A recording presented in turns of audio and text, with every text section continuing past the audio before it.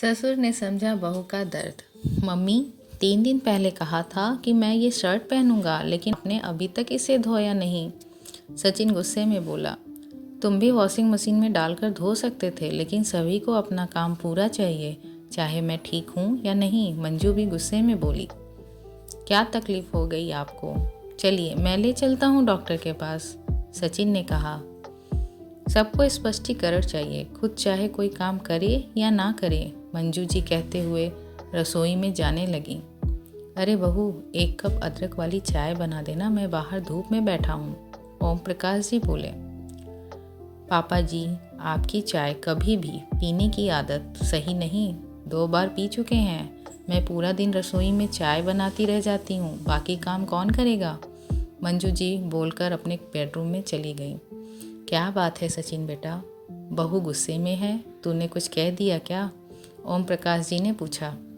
दादाजी, आजकल मम्मी का पारा हाई ही रहता है, उनको तो बस मौका चाहिए सुनाने का, सचिन बोला।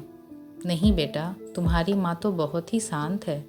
कोई परेशानी है? वरना छोड़, तेरे पापा से शाम को बात करूँगा, ओम प्रकाश जी कहकर बाहर चले गए। ओम प्रकाश जी की पत्नी अनुराधा का उनका साथ जल्दी ही छोड़कर भगवान के पास चली गई थी। उनका बड़ा बेटा अमन की शादी मंजू से 25 साल पहले हुई। उनके 2 बेटे हैं, सचिन जो इंजीनियरिंग कर रहा है और छोटा संकेत जो 12वीं कक्षा में है। बिना सास के घर को मंजू जी ने बखूबी संभाला।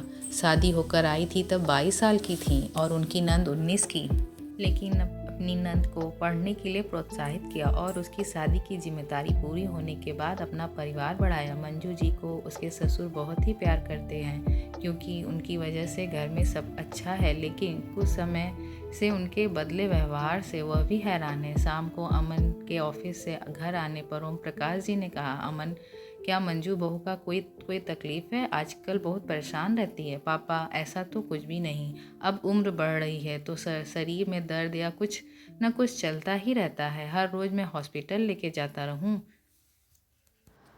अमन चिढ़ते हुए बोला।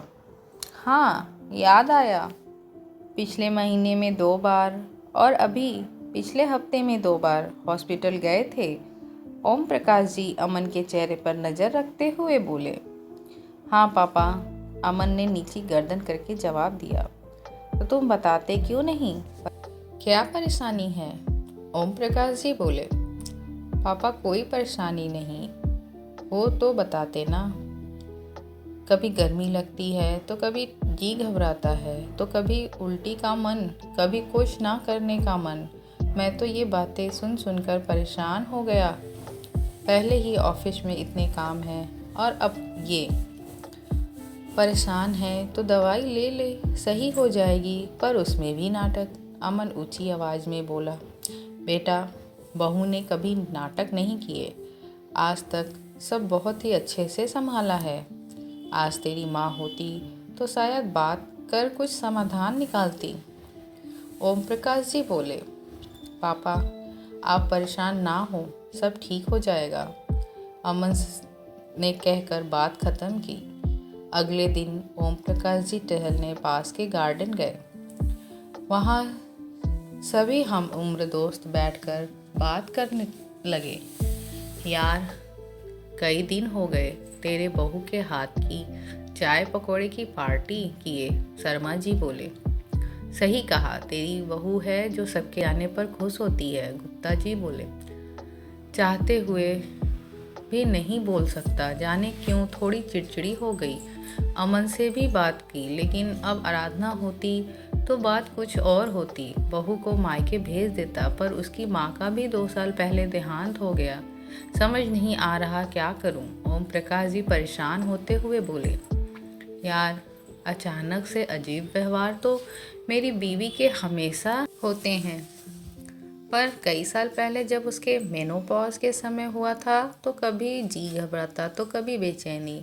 अब औरत के इस समय इतने परिवर्तन आते हैं कि उसके स्वयं के लिए काफ़ी मुश्किल हो जाती है ये जानना कि आखिर हो क्या रहा है। वैसे औरत में ये 50 के आसपास होता है, कहीं तेरी बहू? शर्मा जी बोले। यदि ऐसा भी हो तो फिर क्या करें? ओम प्रकाश जी ने पूछा। बस आप सामने वाले को भावनात्मक रूप से सहारा दे सकते हैं। थोड़ा थोड़ा गुस्सा सहन कर उसे खुश रखकर या फिर उसे इस समय जो अच्छा लगे वह करके उसे अच्छा महसूस करवा सकते हैं। एक समय अवधि है जो पूरी हो जाएगी, पर तुम्हारी बहू इसकी वजह से अपराध बोध ना करे। शर्मा जी बोले, ठीक है, मैं देखता हूँ। ओम प्रकाश जी कहकर विदा लिए। अमन से ओम प्रकाश जी ने पूछा, क्या डॉक्टर ने बहू के मेनोपॉज बताया है? हाँ, लेकिन आप कैसे? अमन हड़बड़ाते हुए बोला, ठीक है, अब सुन, बच्चों को बुला, मुझे बात करनी है। ओम प्रकाश जी बोले, बच्चों, अब उनको क्यों?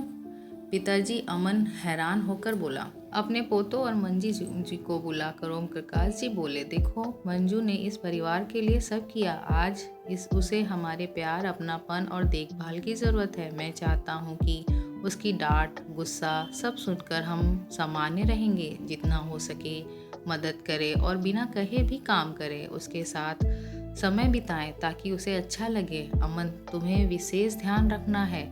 2-3 महीने में सब सामान्य हो जाएगा।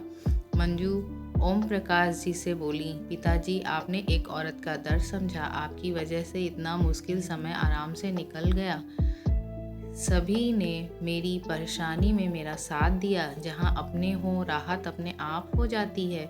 बहू, एक पिता होने के नाते ये मेरा फ़र्ज़ था कि मैं अपने बच्चों का ध्यान रखूं। ओम प्रकाश जी बोले, मेनोपॉज सभी औरत इस दर्द से गुजरती हैं। इस समय उनको अपने परिवार के प्यार, देखभाल की ज़रूरत होती है। यह कठिन समय अपनों के बीच आसानी से निकल जाता है, वरना अवसाद की परिस्थितियों से भी औरत घिर जाती है।